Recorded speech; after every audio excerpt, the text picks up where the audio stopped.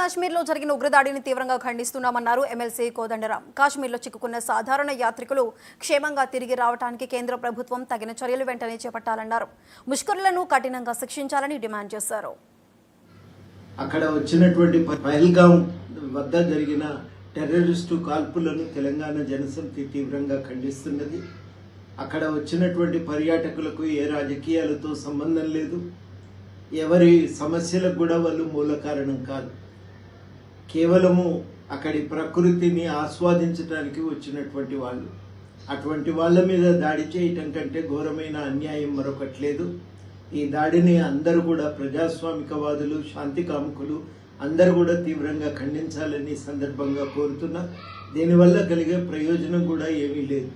ఏ సంబంధము లేని సాధారణ ప్రజలను చంపటం ఏ రాజకీయ లక్ష్యాల సాధన కూడా దోహదపడేటువంటి చర్య కాదు.